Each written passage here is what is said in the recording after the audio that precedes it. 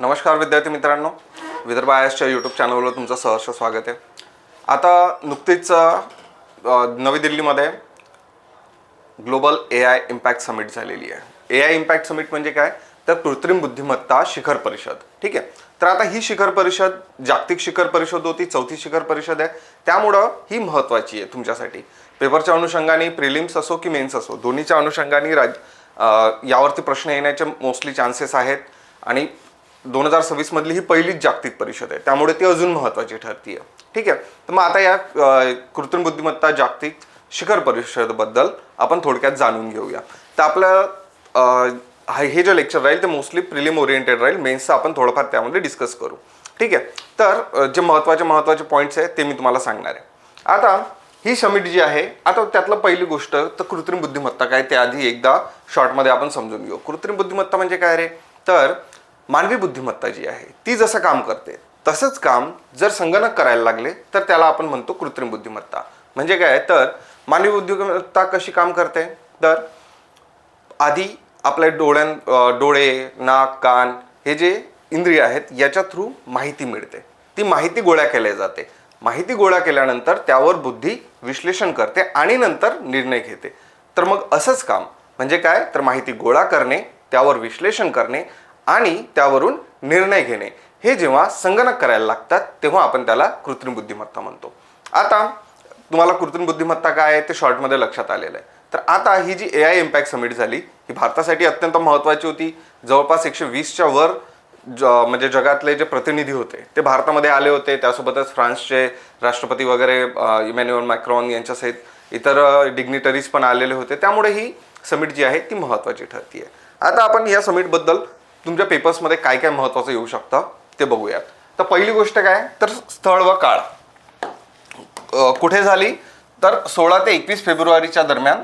आता काही ठिकाणी 16 ते 20 फेब्रुवारी आहे. त्यामुळं आणि ही डेट लक्षात ठेवा, कारण ही डेट जी आहे ते आता तुमच्या लक्षात राहील, पण इथून 1 महिन्यानंतर 2 महिन्यानंतर जेव्हा पेपर राहतील तेव्हा मग ते गडबड होऊ शकते.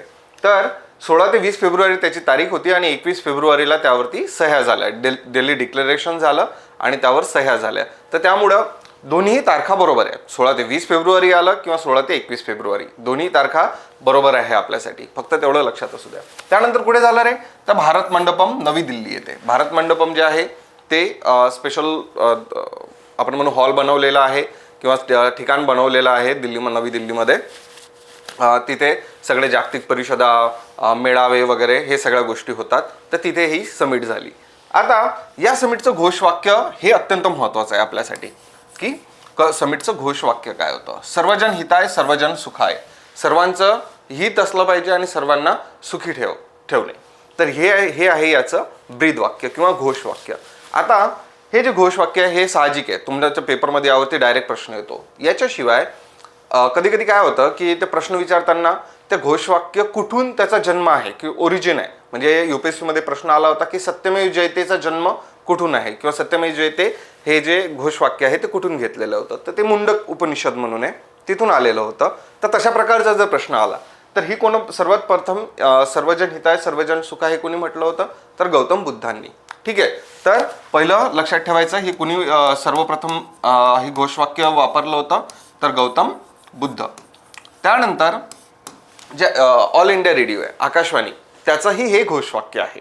एवढं लक्षात असू द्या की गौतम बुद्धांनी हे जे घोषवाक्य आहे ते सर्वप्रथम दिलं होतं.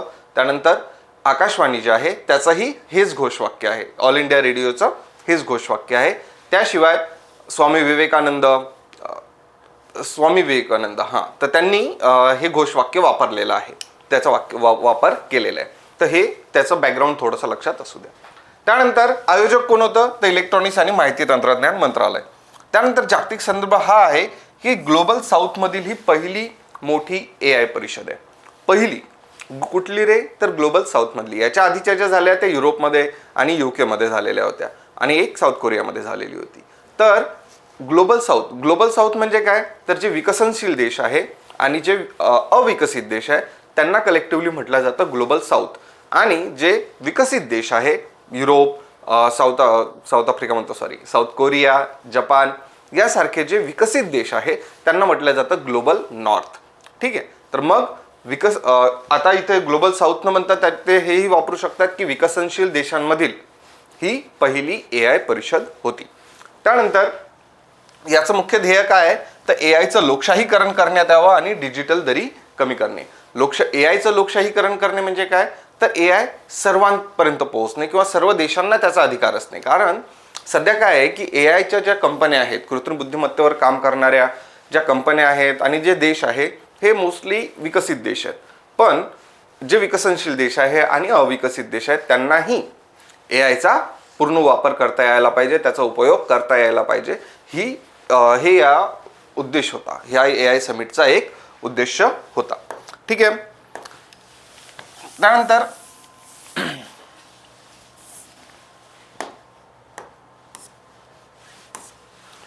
त्यानंतर ही परिषदेची रणनीती जी आहे, आता यांना ते पेपरवाल्यांना तर खूप आवडतं की रणनीती कोणती कशावर होती, 7 चक्रे. आता याच्यामध्ये 3 स्तंभ आणि 7 चक्र.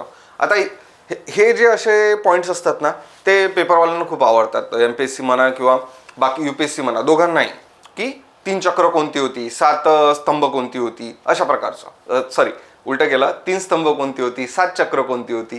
तर अशा प्रकारचे ते प्रश्न विचारत राहतात. ठीक आहे. तर मग आपल्याला ही जी AI समिट आहे तिचे 3 प्रमुख स्तंभ कोणते होते ते लक्षात ठेवायला पाहिजे. ते आहे पीपल, प्लॅनेट, प्रोग्रेस, PPP. ठीक आहे. PPP हे त्याचा 3 स्तंभ होते. काय? लोक, ग्रह आणि प्रगती. म्हणजे काय रे तर जे काही डिस्कशन झालं AI समिटमध्ये ते या 3 गोष्टींवरती बेसिकली होतं. तर मग लोकांच्या बाबतीतलं काय रे तर मानवी सक्षमीकरण आणि कौशल्य विकास. आता तुम्ही बघितलं असेल की कृत्रिम बुद्धिमत्तेमुळे लोकांचे जॉब जात आहेत वगैरे, ह्या सगळ्या न्यूजमध्ये येत राहतं. तर मग कौशल्य विकास करून AIचा उपयोग करून नवीन रोजगार निर्मिती करणे हा एक उद्देश. जेव्हा मी म्हणतोय तर काय तर लोकांचा कौशल्य विकास झाला पाहिजे की यातून नवीन रोजगार तयार झाला पाहिजे. हा झाला पहिला मुद्दा. त्यानंतर दुसरा मुद्दा होता ग्रह, की हवामान बदल रोखण्यासाठी तसेच शाश्वत शेतीसाठी, सस्टेनेबल ॲग्रिकल्चर किंवा फार्मिंग, त्याच्यासाठी काय AIचा वापर करण्यात यावा. हा होता दुसरा. की प्लॅनेटचं आता हवामान बदल सुरू आहे, ग्लोबल वॉर्मिंग, क्लायमेट चेंज, ह्या सगळ्या गोष्टी सुरू आहे.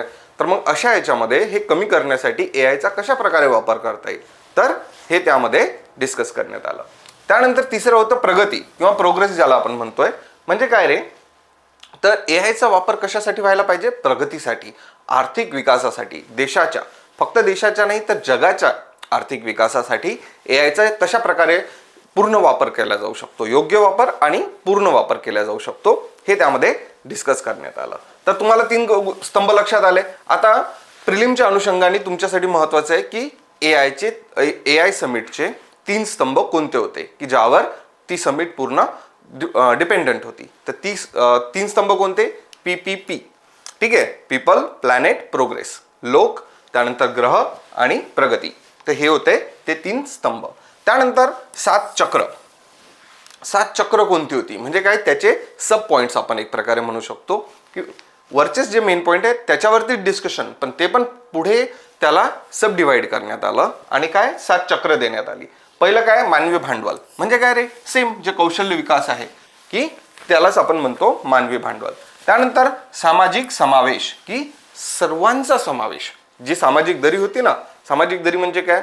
गरीब श्रीमंत यामधली दरी आपण ज्याला म्हणतोय, ती सामाजिक दरी जी आहे ती दूर करण्यासाठी AIचा कशा प्रकारे वापर केला जाऊ शकतो. म्हणजे काय तर AIचा जो उपयोग आहे, फायदा आहे, तो फक्त श्रीमंतांना व्हायला नको तर गरिबांना पण व्हायला हवा. मग गरिबांपर्यंत पण AI पोहोचलं पाहिजे. यासाठी जे आहे त्याला म्हणतोय आपण सामाजिक समावेश, की सर्वांचा समावेश यामध्ये व्हायला पाहिजे. त्यानंतर सुरक्षित आणि विश्वसनीय AI हे होतं तिसरं चक्र. काय? सुरक्षित आणि विश्वसनीय AI. म्हणजे तर AIचा वापर करत असताना ते पूर्ण सुरक्षितपणे केला गेला पाहिजे. म्हणजे काय? डेटा चोरी व्हायला नको किंवा AIचा चुकीचा वापर, जसे डीप फेक वगैरे आहे, जे म्हणजे काय एकाचा चेहरा दुसऱ्यावर लावून जे व्हिडिओज बनवले जातात तसल्या प्रकारचं जे डीप फेक वगैरे आहे. तर अशा प्रकारे AIचा चुकीचा वापर होऊ नये आणि सुरक्षित वापर व्हावा. हे होतं तिसरं चक्र. त्यानंतर चौथं चक्र होतं लवचिकता आणि नाविन्य. म्हणजे काय तर AIचा वापर जो आहे तो AI मध्ये इनोव्हेशन की नाविन्य म्हणजे काय तर इनोव्हेशन, रेझिलियन्स आणि इनोव्हेशन व्हायला पाहिजे, नवीन नवीन संशोधन व्हायला पाहिजे AI मध्ये आणि त्याला सपोर्ट करण्यात यावं, हे होतं प्रोत्साहन देण्यात यावं, हे होतं तिसरं चक्र. त्यानंतर चौथं चक्र. त्यानंतर विज्ञानासाठी AI की विज्ञान, तर विज्ञानामध्ये अजून प्रगती होण्यासाठी, नवीन नवीन संशोधन होण्यासाठी AIचा वापर करण्यात यावा, हे होतं पाचवं चक्र. त्यानंतर AI संसाधनांचे लोकशाहीकरण आपण ऑलरेडी डिस्कस केलं की सर्व देशांना AIचा वापर करण्याचा हक्क आहे. आणि शेवटी काय, तर आर्थिक वृद्धी, ते पण आपण या 3 स्तंभांमध्ये बघितलं, त्याचाच एक भाग आहे तो. ठीक आहे. आता हे होते तुमचे AIचं जे या समिटमध्ये जे डिस्कशन झालेलं ते. आता आपल्याला MPSCचं आहे तर महाराष्ट्राचं काय कंट्रीब्युशन होतं या समिटमध्ये, किंवा महाराष्ट्राचं AI मध्ये इन जनरल काय कंट्रीब्युशन आहे, काय काम सुरू आहे महाराष्ट्रामध्ये AI वर, त्यावरती पण प्रश्न येऊ शकतो. तर त्यातलं आपण शॉर्टमध्ये जर बघितलं तर पहिलं आहे MHAGPT. तर महाराष्ट्र गव्हर्नमेंटनी जे आहे ते MHAGPT हे लॉन्च केलेलं आहे.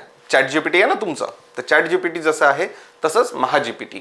त्यामध्ये काय केलंय, तर जे गव्हर्नमेंट शासन निर्णय असतात, शासनाचे जवळपास 1.5 लाख शासन निर्णय आहे, तर मग त्याचं विश्लेषण करण्यासाठी साहजिक आहे जड जातं की कोणते नियम आहे, कोणते कायदे आहे ते कळत नाही. मग अशा याच्यासाठी हे टूल बनवलेलं आहे, हे MHAGPT बनवलं आहे. किती रे, जवळपास 1.5 लाख शासन निर्णय, हे लक्षात असू द्या. किती, 1.5 लाख शासन निर्णयांचं विश्लेषण करणारं हे एक साधन आहे. टूल म्हणजे काय, साधन आहे. कोणतं, MHAGPT. क्लिअर झालं आपलं. MHAGPT 1.5 लाख जे तुमचं शासन निर्णय आहे त्याचं विश्लेषण करते. त्यानंतर महाॲग्री AI पॉलिसी, की यामध्ये महाराष्ट्रात AIचा वापर शेतीमध्ये अधिकाधिक प्रगती होण्यासाठी कसा करता येईल, तर यासाठीचं जे आहे ते ही ॲग्रिकल्चर AI पॉलिसी बनवण्यात आलेली आहे. आणि हे पहिले म्हणजे राज्य लेवलवर देशातील पहिले AI धोरण आहे. ठीक आहे. तर देशातील पहिले ॲग्रिकल्चरल AI धोरण जे आहे ते कुणी दिलेलं आहे, महाराष्ट्राने. आपल्याला पेपरमध्ये पहिलं महत्त्वाचं राहतं ना की पहिलं काय आहे, तर हे काय आहे, पहिलं कृषी AI धोरण आहे, त्यामुळे हे महत्त्वाचं आहे आणि महाराष्ट्राने दिलं आहे त्यामुळे अत्यंत महत्त्वाचं आहे. ठीक आहे. ते होती ॲग्रिकल्चर पॉलिसी. 500 कोटीची त्यामध्ये तरतूद आहे. त्यानंतर महाविस्तार हे जे साधन आहे ते कशासाठी दिलं आहे, शेतकऱ्यांसाठी थेट पीक सल्ला. तर हे डायरेक्ट शेतकरी वापरू शकतात. महाविस्तार जे साधन बनवलेलं आहे तर त्याचा वापर करून, ते ॲपचा वापर करून शेतकऱ्यांना डायरेक्टली AI जो आहे किंवा कृत्रिम बुद्धिमत्ता जो आहे तो शेतीबद्दल सल्ला देऊ शकते.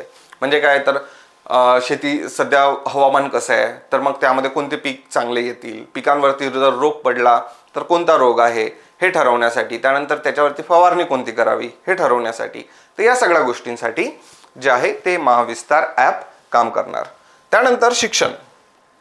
तर शिक्षणामध्ये शिक्षा साथी प्रकल्पाद्वारे अंगणवाडी स्तरावर AIचा वापर करण्यात यावा. म्हणजे काय, तर अंगणवाडीमध्ये जे काही कामकाज चालतं तर त्याचा पूर्ण योग्य वापर होण्यासाठी, लहान मुलांना वेगवेगळ्या गोष्टी शिकवण्यासाठी तर हे शिक्षण साथी प्रकल्प सुरू करण्यात आलाय. तर हे आहे महाराष्ट्रातलं काम. ओके. तर आता यामध्ये आपल्यासाठी लक्षात काय ठेवायचं आहे रे, तुम्हाला पेपरच्या अनुषंगाने, प्रिलिम्सच्या अनुषंगाने लक्षात ठेवायचं आहे की 3 स्तंभ कोणते होते, पीपल, प्लॅनेट आणि प्रोग्रेस, हे 3 स्तंभ. त्यानंतर 7 चक्र कोणती होती, हे 2 गोष्टी तुमच्यासाठी सर्वात महत्त्वाच्या आहेत. त्यानंतर महाराष्ट्राचे कोणते कोणते प्रकल्प होते हे पण तुम्ही लक्षात ठेवायला पाहिजे, कारण यावरती प्रश्न येण्याचे चान्सेस खूप जास्त आहे, स्पेशली या 2 गोष्टींवर. आणि महाराष्ट्राचं आहे तर महाराष्ट्रातलं जे काही असतं ते महत्त्वाचं राहणारच आहे, साहजिक गोष्ट आहे. ओके. तर हे झालं आपलं AIची जी समिट होती त्यामध्ये कशावर डिस्कशन झालं, कोणत्या प्रोजेक्ट्सवरती डिस्कशन झालं ते आपण शॉर्टमध्ये आता बघितलं. ओके. ऑलराईट. तर ही आपलं जी मेमध्ये जे 31 मेला जे राज्यसेवेचा प्रिलिम्सचा पेपर होणार आहे तर त्याची तयारी करण्यासाठी आपल्या अकॅडमीने सिंहावलोकन 3.0 म्हणजे याच्या आधी 2 ऑलरेडी बॅचेस झालेले आहेत, सक्सेसफुल बॅचेस झालेले आहे. तर ही बॅच, नवीन बॅच लॉन्च केलेली आहे. ही लॉन्च 21 जानेवारीलाच झाली. आता या बॅचमध्ये ही लाईव्ह आणि रेकॉर्डेड दोन्ही बॅचेस राहणार, दोन्ही तुम्हाला सुविधा मिळणार आहे. ही बॅच ऑलरेडी 21 जानेवारीला सुरू झाली, पण त्याचे पूर्ण रेकॉर्डिंग्स तुम्हाला आपल्या ॲपवरती मिळतील. ठीक आहे. त्यामध्ये तुम्हाला सर्व जे काही आहे आपले शिक्षक आहे, त्याच्यामध्ये काही जर प्रॉब्लेम्स आले ते सगळं त्यामध्ये डिस्कस केल्या जातील. ठीक आहे. तर मग तुम्ही जर प्रिलिम्सची तयारी करत असाल आणि तुम्हाला जर गायडन्सची गरज असेल तर तुम्ही हे सिंहावलोकनची बॅच लावू शकता. त्यानंतर आपली जी मुख्य परीक्षा आहे, आता MPSCचा रिझल्ट नुकताच लागून गेलेला आहे आणि मुख्य परीक्षेसाठी जी आहे तर तुम्हाला जर गायडन्सची गरज असेल, आता साहजिक गोष्ट आहे, पहिल्यांदा ही परीक्षा होती, डिस्क्रिप्टिव्ह परीक्षा आहे, त्यामुळे त्याच्यामध्ये कन्फ्युजन होण्याची भीती जास्त आहे.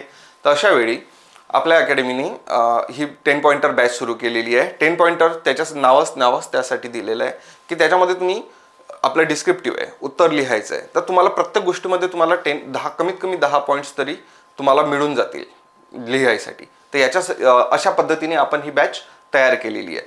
आता ही बॅच प्रिसाईज आहे की फक्त मेन्सच्या अनुषंगाने आहे, त्याच्या ज्या नोट्स बनवलेल्या आहे त्यासुद्धा मेन्सच्या अनुषंगाने आहे. त्यामध्ये बाकी कोणताच फापट पसारा तुम्हाला दिसणार नाही. फक्त आणि फक्त मेन्ससाठी अत्यंत महत्त्वाचे जे मुद्दे आहे तेच मुद्दे त्यामध्ये राहतील. त्यामुळे ते गायडन्स तुम्हाला मिळेल. शिवाय आन्सर रायटिंगवरती आपल्याकडे भरपूर जास्त आपण फोकस देतोय की आन्सर रायटिंग योग्य प्रकारे कसं करायचं, त्यानंतर त्याच्यावरती डिस्कस करणं.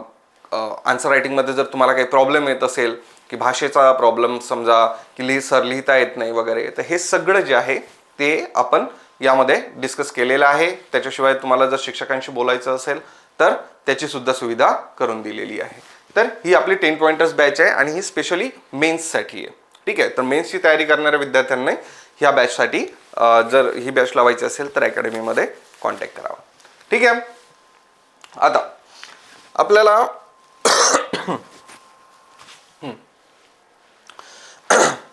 प्रिलिम्सच्या अनुषंगाने करार कोणते कोणते झाले. आता याच्यामध्ये करार महत्त्वाचे असतात की एवढी मोठी AI समिट झाली, मग त्याच्यामध्ये करार काय झालं, भारताने काय प्रॉमिस केलं, इतर कंपन्यांनी जे आहे भारतातल्या त्यांचे काय प्लॅन होते, तर ते सगळं याच्यामध्ये आता आपण डिस्कस करू शॉर्टमध्ये. तर पहिलं काय, तर अदानी ग्रुपने काय म्हटलंय, तर आम्ही जगातील सर्वात मोठं AI डेटा सेंटर प्लॅटफॉर्म तयार करू. ते महत्त्वाचं. आता आपल्यासाठी महत्त्वाचं आहे की अदानी ग्रुपने काय म्हटलंय, काय तयार करणार आहे, तर AI डेटा सेंटर. ओके. AIचं जे डेटा सेंटर प्लॅटफॉर्म आहे आणि त्यासाठी खर्च किती करतायत, तर ते $100 अब्ज, म्हणजेच जवळपास 8.3 लाख कोटी रुपये.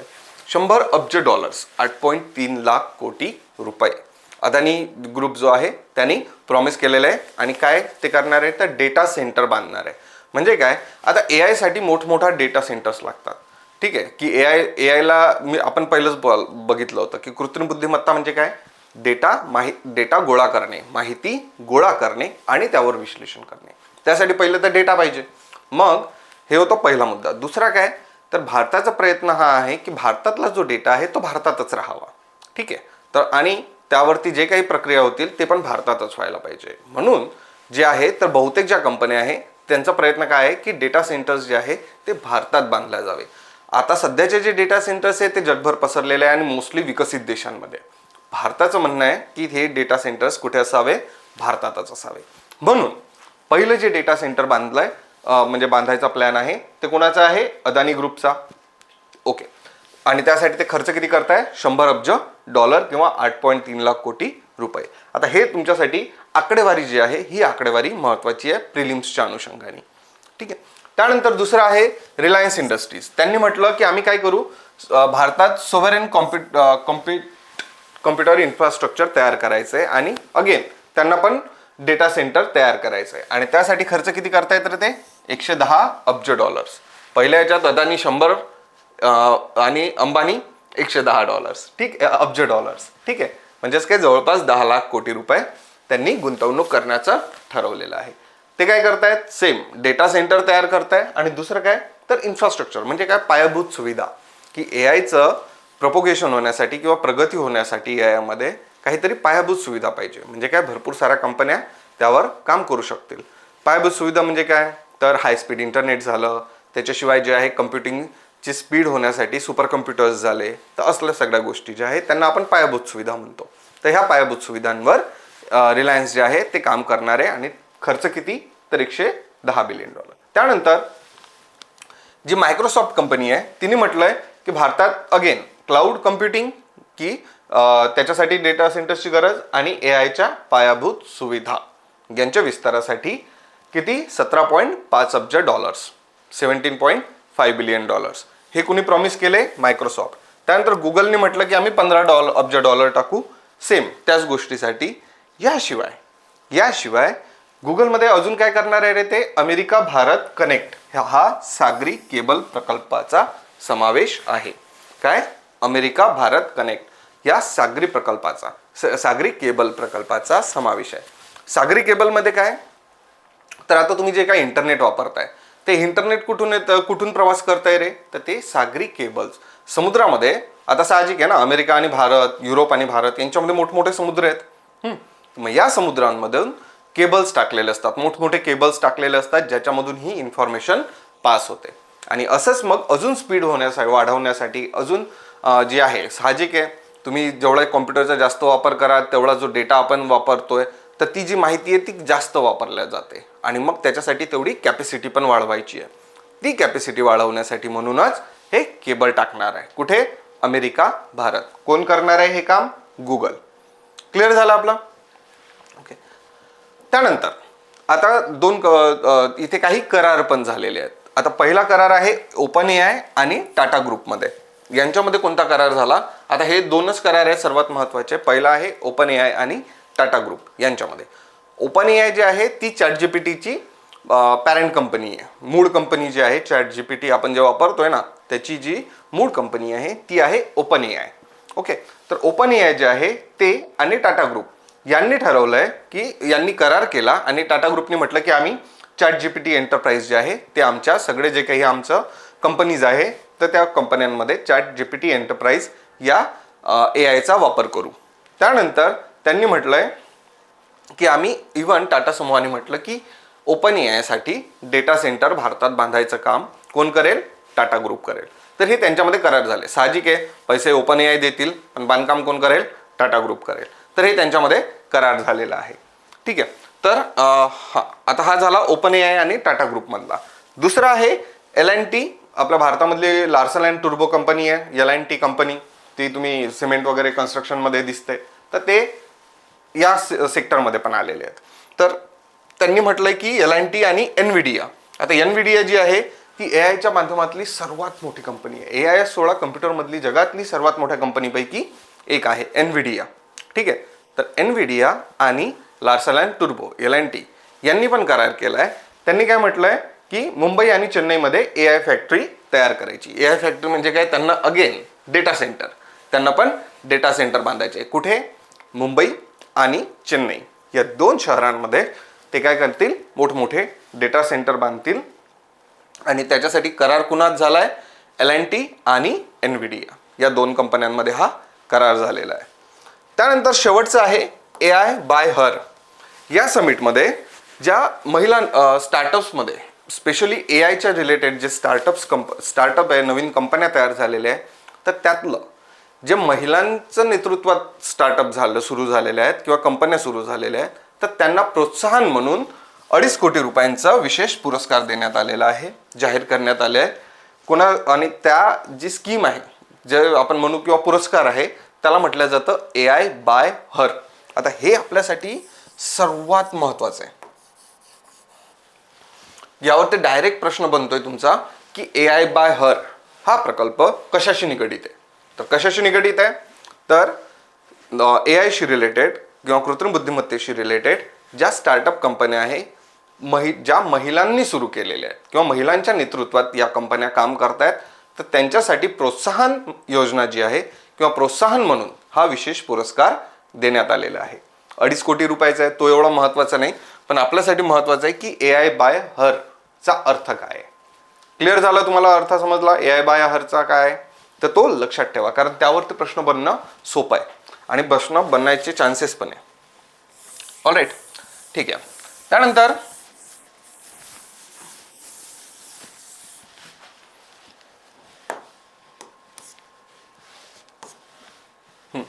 त्यानंतर आहे नवी दिल्ली घोषणापत्र की नवी दिल्ली डिक्लेरेशन. मग आता समिट झाली. समिट झाल्यानंतर एक डिक्लेरेशन करण्यात येतं घोषणापत्र देण्यात येतं. ते नवी दिल्ली आणि आता AI समिटचं जे घोषणापत्र आहे त्याला म्हटलं जातं नवी दिल्ली घोषणापत्र किंवा नवी दिल्ली न्यू दिल्ली डिक्लेरेशन. मग आता सरळ प्रश्न बनतोय की न्यू दिल्ली डिक्लेरेशन कशाशी रिलेटेड आहे. मग त्याच्यामध्ये जे काही ऑप्शन असतील त्यातलं कशाशी रिलेटेड आहे रे, तर ग्लोबल AI इम्पॅक्ट समिट किंवा कृत्रिम बुद्धिमत्ता शिखर परिषद. ठीक आहे, तर याच्याशी रिलेटेड हे नवी दिल्ली घोषणापत्र आहे. त्यामध्ये काय काय झालंय तर एक तर AIचा वापर नैतिकपणे. आता यामध्ये आहे ना सिग्नेटरीज किती आहे तर 88 देश. ठीक आहे, 88 देशांनी या डिक्लेरेशनवर सही केली आहे, म्हणजे हे मान्य केलेलं आहे. किती देशांनी? 88 देशांनी. तर त्यामध्ये ते काय म्हणतायत की AIचा इथिकली वापर केला गेला पाहिजे. काय तर मानवी हक्क आणि स्पेशली गोपनीयतेचे रक्षण करून. म्हणजे काय तुमचा डेटा चोरी, गोपनीयता म्हणजे काय, गोपनीयतेचं रक्षण काय करणार ते की डेटा चोरी होणार नाही, त्याचा चुकीचा वापर होणार नाही. ठीक आहे, आणि मानवी हक्काचं कुठेही ते पायदळी तुडवल्या जाणार नाही. तर यासाठी जे आहे ते नैतिक AI. ठीक आहे, तर हे झालं पहिलं डिक्लेरेशन मधली पहिला मुद्दा ज्यावर सगळ्यांनी सह्या केल्या. त्यानंतर सुरक्षितता. काय तर सायबर धोके जे आहे त्याच्या बाबतीत जागतिक सहकार्य. जागतिक सहकार्य फक्त कारण कसं आहे की फॉर एक्झाम्पल तुमच्याकडे जो काही तुम्ही वेबसाईट्स वगैरे बघताय ते काही भारतातल्या नाही आहेत, त्या दुसऱ्या देशातल्या आहे. मग कुणी जर क्राईम केलेला असेल किंवा त्या वेबसाईट्सनी जर काही चुकीचं काम केलं असेल तर त्यांच्यावर कारवाई करायसाठी जागतिक सहकार्याची गरज आहे. ज्या देशामध्ये ती कंपनी काम बेस आहे, ते कंपनी रजिस्टर आहे, तर तिथे त्याच्यावरती कारवाई व्हायला पाहिजे. बरोबर, मग यासाठी कशाची गरज आहे रे, जागतिक सहकार्याची. आणि हे ॲक्सेप्ट केलं गेलेलं की सुरक्षिततेसाठी सायबर धोक्यांविरुद्ध जागतिक सहकार्य सर्व देशांमध्ये होईल. त्यानंतर तिसरं आहे सार्वभौम AI, की भारताने स्पेशली सांगितलं की आम्ही काय करू, आमचे जे डेटा सेंटर राहतील त्याच्यामध्ये आमचा स्वतःचा डेटा वापरू आणि स्वतःचे नवीन AI तयार करू. फक्त बाकीच्यांवर डिपेंड राहायचं नाही, तर आम्ही आमचं स्वदेशी स्वतःचं जे आहे स्वतःचे AI स्वतः बनवू, स्वतःचे डेटा सेंटर स्वतः बनवू आणि स्वतःच्या डेटाचा वापर स्वतः करू. Right, clear. तर हे होतं नवी दिल्ली डिक्लेरेशनचा आपण म्हणू मसुदा, की त्यामध्ये काय काय होतं, तर हे लक्षात असू द्या. त्यानंतर इंडिया AI मिशन. आता हे जे आहे ना, ही जी पूर्ण समिट होती तर ही इंडिया AI मिशनच्या अंडर एक प्रकारे आयोजित केलेली होती. इंडियाने ऑलरेडी AI साठी मिशन सुरू केलेलं आहे. एक धोरण जे आहे तयार केलेलं आहे की AI मध्ये, कारण माहिती आहे की जी कृत्रिम बुद्धिमत्ता AI ह्या सगळ्या गोष्टी आहे हेच भविष्य, याचा भविष्यात खूप जास्त वापर होणार आहे. आणि जर भारताला त्याचा पूर्ण वापर करायचा असेल तर भारताने पण त्यावर काम करणं गरज आहे. तर त्यासाठी इंडिया AI मिशन म्हणून हे जे धोरण आहे हे 2024 मध्ये सुरू झालेलं होतं. आता इंडिया AI मिशन 2.0 दुसरं त्याचं व्हर्जन आलेलं आहे. आणि हे कधी सुरू झालं रे, 2026 मध्ये. 2026 मध्ये हे धोरण सुरू केलं आहे. आता याच्यामध्ये मात्र तुमच्यासाठी डेटा जरुरी आहे. पहिलं काय तर याच्यासाठी हे किती आहे तुमचा निधी किती डिक्लेअर करण्यात आलाय तर 10,300 कोटींपेक्षाही जास्त. ठीक आहे, तर 10,300 कोटी आपण म्हणू की 10,300 कोटी यासाठी या AI इंडिया मिशनसाठी डिक्लेअर केलेले आहेत. त्यानंतर पायाभूत सुविधा. भारतामध्ये पायाभूत सुविधाची कमतरता आहे आणि इंडिया AI मिशनच्या द्वारे भारतामध्ये पूर्ण AIच्या रिलेटेड ज्या पायाभूत सुविधा आहे त्या तयार करण्याचा प्रयत्न इंडिया AI मिशनमध्ये होणार आहे. त्यासाठी 58,000 पेक्षा जास्त GPUs म्हणजे काय तर ग्राफिक्स प्रोसेसिंग युनिट्स बसवण्याचे उद्दिष्ट आहे. यापैकी जवळपास 38,000 युनिट्स बसवले. आता हे ग्राफिक्स प्रोसेसिंग युनिट काय आहे तर हे जे युनिट आहे याचं हे ग्राफिक्स प्रोसेसिंग युनिट म्हणजे काय तर तुमचं CPU जसं आहे, CPU असतं कम्प्युटरला, तसंच समजा ग्राफिक्स त्याच्या जागी हे GPU. पण हे GPU जे आहे हे काय असतं रे, हे खूप फास्ट प्रोसेस करणारं कम्प्युटर आपण एक प्रकारे म्हणू की हे खूप फास्ट प्रोसेस करणारं कम्प्युटर असतं आणि हे खूप महाग असतं. सर्व जे लोक आहे ते वापरू शकत नाही. म्हणून काय आहे की हे जे युनिट्स आहे हे सरकारनी स्वतःच्या स्कीमच्या थ्रू तयार केलेले आहेत. हा जो आहे तो पूर्ण एक इन्फ्रास्ट्रक्चर त्यांनी तयार केलं, तिथे त्यांनी युनिट्स बसवले.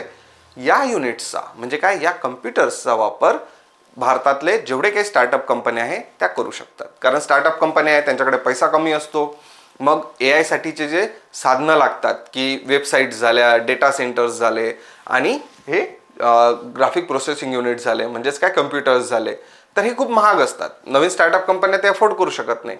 म्हणून सरकार ते प्रोव्हाइड करेल माहिती. ठीक, माहिती म्हणजे सॉरी ॲक्सेस, की तुम्ही ॲक्सेस घेऊ शकता आणि इंटरनेटवरून डायरेक्ट या जीपीयूमध्ये जीपीयूचा वापर करू शकता. ठीक आहे, तर याला म्हटलं जाते ग्राफिक्स प्रोसेसिंग युनिट्स. तर हे तयार करायचं आहे पायाभूत सुविधांमध्ये. तर हे तयार करायचं आहे. कितीचा प्लॅन आहे? 58,000 पेक्षा जास्त.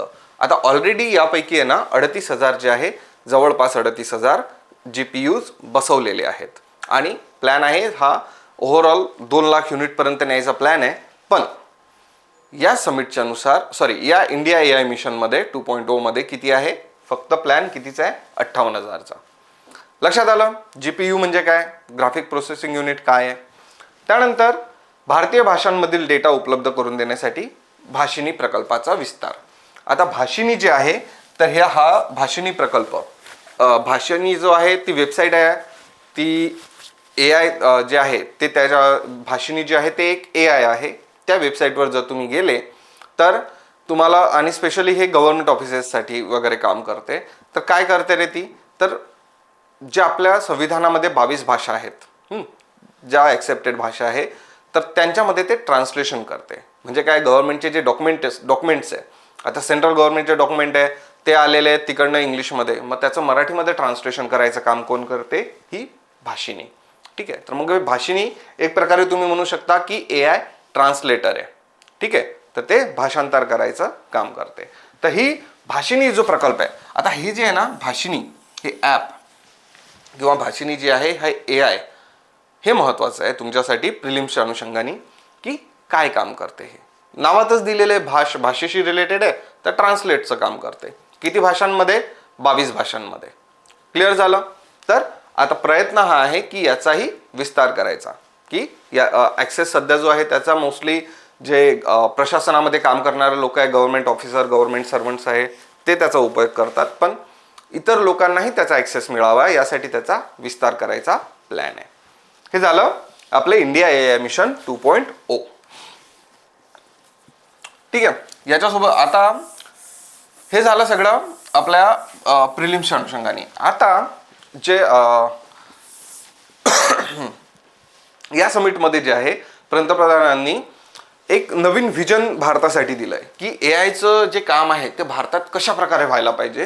तर याच्यासाठी एक व्हिजन दिलेलं आहे, त्याला म्हटलं जातं मानव व्हिजन.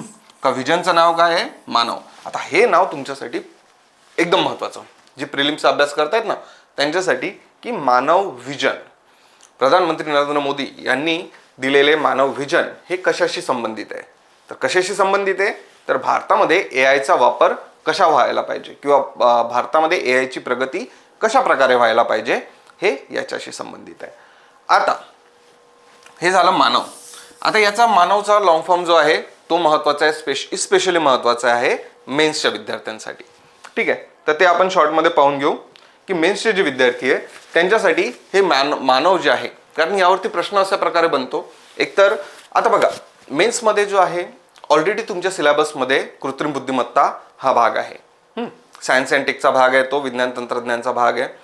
त्याच्यामध्ये आपण म्हणू की ए आय तर ऑलरेडी आहे, आता ही समिट झाली भारतामध्ये, नुकतीच झालेली आहे.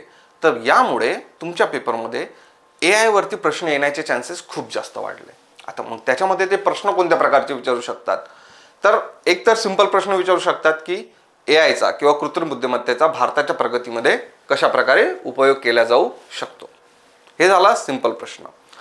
मग याच्यामध्ये जर त्यांना जो 15 मार्काचा प्रश्न करायचा असेल तर मग ते पुढे अजून वाढवतील की प्रधानमंत्री नरेंद्र मोदी यांनी जे मानव व्हिजन दिलेलं आहे त्याच्या संबंधित लिहा किंवा त्याचा कोरिलेशन करा या प्रश्नाशी. तर अशा प्रकारचा प्रश्न येऊ शकतो. त्यामुळे जे मेन्सचे विद्यार्थी आहेत त्यांनी मानव म्हणजे काय हे समजून घ्या. तर मानव जे आहे ते ॲक्रोनिम आहे ऑब्व्हियसली. तर एम फॉर मल्टीलिंग्युअल म्हणजे काय, तर पहिलं की ए आय मॉडेल जे आहे ते बहुभाषिक असायला पाहिजे. ठीक आहे, जे काही ए आय मॉडेल्स तयार होतील ते बहुभाषिक, म्हणजे फक्त इंग्लिशमध्ये टाईप केलं आणि झालं असं नाही. ज्या लोकांना, कारण आपलं काय, आपल्याला सर्वांपर्यंत पोहोचवायचं आहे ना, सामाजिक दरी दूर करायची आहे, मग त्यासाठी सर्व भाषांमध्ये बहुभाषीय AI तयार करायचे. पहिलं की भारतामध्ये जे काही AI तयार होतील ते बहुभाषिक असतील असा प्रयत्न करावा. हे झालं पहिलं. उदाहरण काय, भाषिणी प्रकल्प, ऑलरेडी आपला एक प्रकल्प आहेच. हे झालं यम. त्यानंतर A फॉर अकाउंटेबल, मानव आहे ना, MANAV. तर दुसरं जे A होतं ते काय आहे, अकाउंटेबिलिटी. म्हणजे काय, तर AI जो आहे त्यांनी जर काही चुकीचं काम केलं तर त्याची जबाबदारी नेमकी कुणाची. तर AI जो आहे तो जबाबदार असायला पाहिजे, अकाउंटेबल असायला पाहिजे कुणासोबत तरी, कुणाला म्हणजे काय, अकाउंटेबल तो लोकांना असेल, म्हणजेच सरकारला असेल. ठीक आहे. तर त्याची जबाबदारी कोणाची राहतील तर ते ठरवण्यात यावं. हे आहे दुसरं, अकाउंटेबिलिटी. त्यानंतर नॅशनल N फॉर मानव मधला, N फॉर नॅशनल सोव्हरेनिटी. म्हणजे काय, राष्ट्रीय सार्वभौमत्व. भारतीय डेटा आणि भारतीय डेटा जो आहे त्याचा वापर भारतात व्हायला पाहिजे. त्यानंतर ज्या AI आहे, जे काही कृत्रिम बुद्धिमत्ता तयार होतील त्या आपण भारताने स्वतः तयार केल्या पाहिजे. हे दुसरं झालं की याला म्हणतो आपण राष्ट्रीय सार्वभौमत्व. म्हणजे काय, तर भारत जो आहे तो AIच्या बाबतीत स्वयंपूर्ण होईल, तो सार्वभौम होईल. इतरांवर प्रत्येक गोष्टीसाठी डिपेंड राहायची गरज नाही, कोणत्याही इतर देशांवरती डिपेंड राहायची गरज राहणार नाही. हा झाला N म्हणजे नॅशनल सोव्हरेनिटी. त्यानंतर A फॉर ॲक्सेसिबल. काय, तर सर्वांसाठी ॲक्सेसिबल. आपण पाहिलं होतं ना, सामाजिक समावेश, तर मग सर्वांसाठी असायला पाहिजे, ती सुलभता असायला पाहिजे. कुणासाठी रे, सर्वांसाठी. फक्त उच्चभ्रू लोक किंवा श्रीमंत लोक तेच फक्त AIचा वापर करू शकतात. कारण AI जे आहे, तुम्ही बघितलं असाल ChatGPT, त्याचं रजिस्ट्रेशन करावं लागतं, त्यासाठी खूप सारे पैसे असतात, पैसे भरावे लागतात. तर मग ह्या सगळ्या गोष्टींमुळे AI जो आहे तो मोस्टली जो काही आपण म्हणू उच्चभ्रू वर्ग आहे त्यांच्याकडे तेच त्याचा वापर करू शकतात. पण नाही, भारतामध्ये भविष्यामध्ये कशा प्रकारची आपली रणनीती असावी की जे असं AI बनवायचं जे सगळ्यांसाठी असेल, सगळ्यांना ॲक्सेसिबल असेल. हे झालं A. आणि शेवटचा V for valid and legitimate, की ते वैध आणि कायदेशीर असावं. जे काही आपण AI बनवतोय ते कायद्याच्या चौकटीत बनवण्यात यावे आणि सोबतच त्यांनी नैतिक मूल्यांवर आधारित असावं. त्यांनी कोणतेही अनैतिक कृत्य करू नये, फक्त ते नैतिक मूल्यांवरच राहावे. अशा प्रकारचे हे AI बनवण्यात यावे. तर हे झालं मानव विजन. क्लिअर झालं आपलं की मानव विजन कशा प्रकारचं असतं. तर यासोबतच तुमचं AI इम्पॅक्ट समिट जे आहे, जागतिक कृत्रिम बुद्धिमत्ता शिखर परिषद, यावरती आपण डिस्कस केलं. आता याशिवाय हे मोस्टली आपण प्रिलिम्सच्या अनुषंगाने बघितलं होतं. तर याशिवाय जर तुम्हाला मेन्सच्या अनुषंगाने जर अपेक्षित असेल, जर तुम्हाला वाटत असेल की मेन्सच्या अनुषंगाने सर काही तुम्ही सांगू शकता का, तर आपण तेही डिस्कस करू शकतो. एखादा व्हिडिओ मी त्यावरती बनवू शकतो. किंवा जर तुम्हाला इतर कोणता महत्त्वाचं वाटत असेल सायन्स अँड टेकमध्ये काही घटना की ज्यावरती तुम्हाला वाटत असेल की व्हिडिओ बनवावा, तर कमेंट सेक्शनमध्ये तुम्ही मला सांगू शकता. ठीक, चालेल, धन्यवाद.